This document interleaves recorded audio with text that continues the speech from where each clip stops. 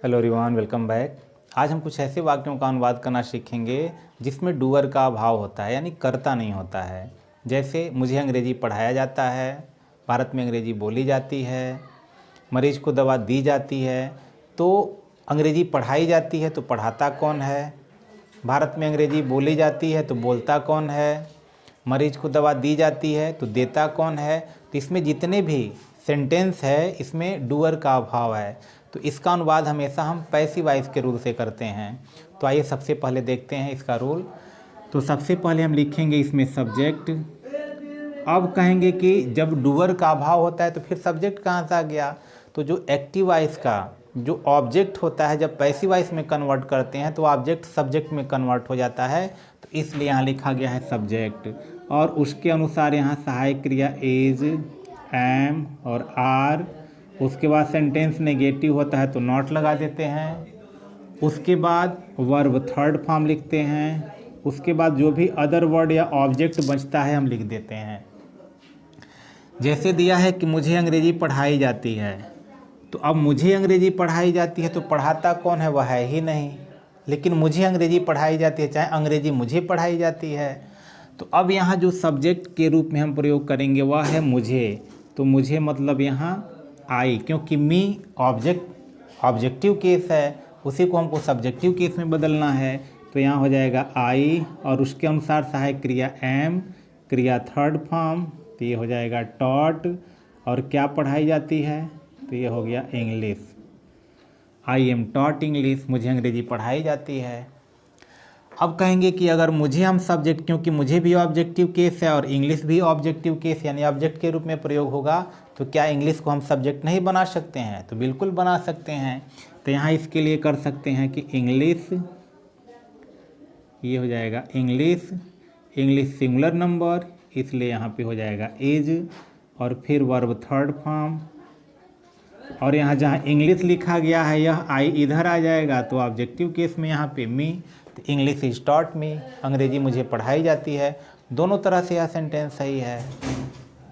फिर उसी प्रकार अगला सेंटेंस देखते हैं कि भारत में अंग्रेजी बोली जाती है। तब अंग्रेजी बोलता कौन है, वह दिया ही नहीं है। तो यहाँ लिखेंगे पहले, क्योंकि भारत तो हमारा सब्जेक्ट का काम कर ही नहीं सकता, ऑब्जेक्ट है ही नहीं, वह एक प्लेस है। तो इसलिए यहाँ लिखेंगे सब्जेक्ट के रूप में इंग्लिश। इंग्लिश सिंगुलर नंबर, इसलिए इज, क्रिया है बोली जाती है, तो स्पीक का थर्ड फॉर्म होता है स्पोकन, यानी भारत में अंग्रेजी बोली जाती है। तो इंग्लिश सिंगुलर नंबर है, इसलिए है कि अंग्रेजी इज, बोलना का थर्ड फॉर्म स्पोकन बोली जाती है। कहाँ बोली जाती है, तो भारत में, तो प्लेस है, तो इसलिए इन इंडिया, यहाँ हो गया इन इंडिया, ये हो गया English is spoken in India. तो यह दोनों सेंटेंस पहला और ये दूसरे के लिए हो गया, English is spoken in India. उसी प्रकार अगला सेंटेंस है कि मरीज को दवा दी जाती है, यानी मरीज को दवा दी जाती है, तो देता कौन है दवा, वह है ही नहीं। लेकिन मरीज को दवा दी जाती है, तो यहाँ ऑब्जेक्ट के रूप में, क्योंकि जो भी दवा देता है वह मरीज को देता है, तो दवा भी ऑब्जेक्ट का काम कर रहा है और मरीज भी। तो अब दोनों को हम सब्जेक्ट के रूप में प्रयोग कर सकते हैं, मन करे तो दवा या मरीज। तो चलिए मरीज को ही प्रयोग करते हैं। तो ये हो जाएगा द पेशेंट, ये हो गया द पेशेंट सिंगुलर नंबर, तो सहायक क्रिया के रूप में इसमें से इज एम आर में से हम इज का प्रयोग कर दिए। वर्ब थर्ड फॉर्म, तो देना, तो देना का थर्ड फॉर्म हो जाएगा गिवेन। तो द पेशेंट इज गिवेन, मरीज को दी जाती है, क्या दी जाती है, तो दवा, तो यहाँ हो जाएगा मेडिसिन, ये हो गया पेशेंट इज गिवेन मेडिसिन। अब हम कह सकते हैं कि क्या दवा को हम सब्जेक्ट के रूप में नहीं प्रयोग कर सकते हैं, तो कर सकते हैं, क्योंकि दोनों ऑब्जेक्ट है, दोनों को सब्जेक्ट के रूप में कर देंगे, तो यह दोनों आपस में बदल जाएंगे। तो ये हो जाएगा medicine is given to patient, दोनों तरह से बन सकता है।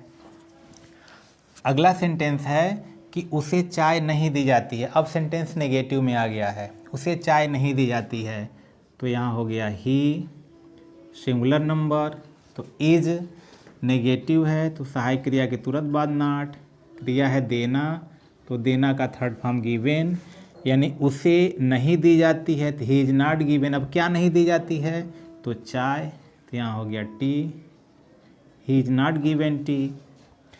या जैसे पहला सेंटेंस बना है उसी प्रकार इस टी को हम यहाँ लगा देंगे, इसको उठा के यहाँ, यानी T is not given him कर सकते हैं कि उसे चाय नहीं दी जाती है, दोनों तरह से सही है। अब दिया है कि हमें दंडित नहीं किया जाता है, किसे दंडित नहीं किया जाता है, तो हमें नहीं किया जाता है। अब करता कौन है दंडित, तो दंड देने वाला है ही नहीं, तो फिर पैसिव वॉइस का रूल।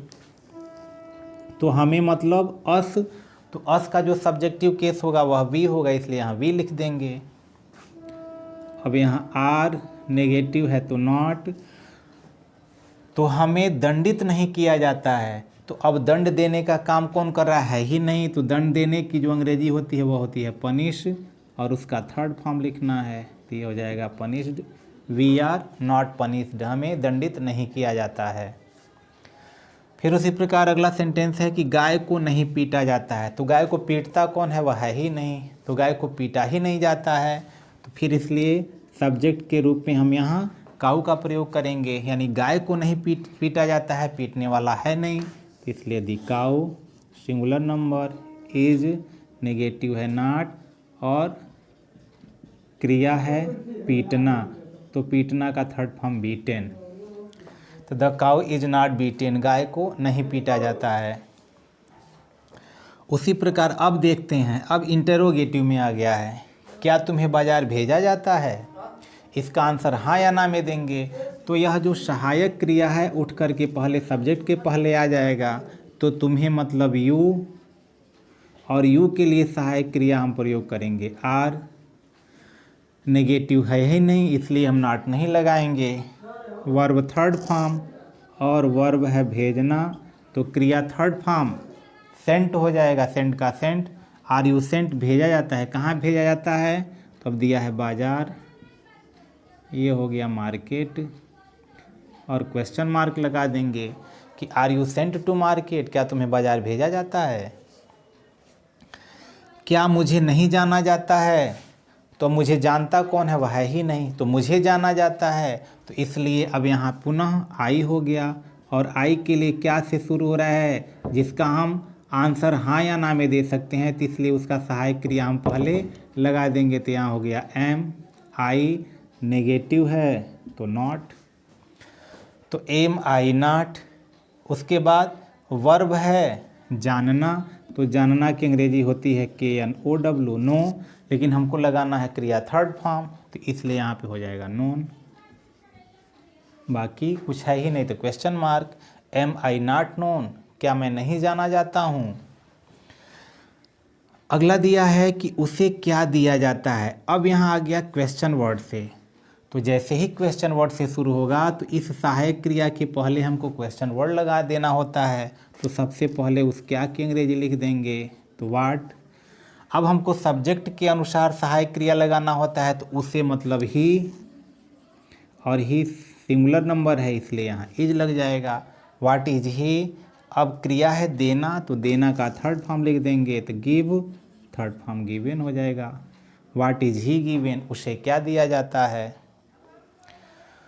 अगला सेंटेंस है कि अंग्रेजी कैसे बोली जाती है, कैसे, तो क्वेश्चन पूछने वाला जो हमारा वर्ड है वह हो गया हाउ। ऑब्जेक्ट है अंग्रेजी, क्योंकि बोलने वाला कोई है ही नहीं, तो ऑब्जेक्ट का काम अंग्रेजी कर रहा है, उसी को हम सब्जेक्ट में बदलेंगे, तो यहाँ हो गया इंग्लिश। अब इसके अनुसार सहायक क्रिया लगना है, तो ये हो जाएगा इज।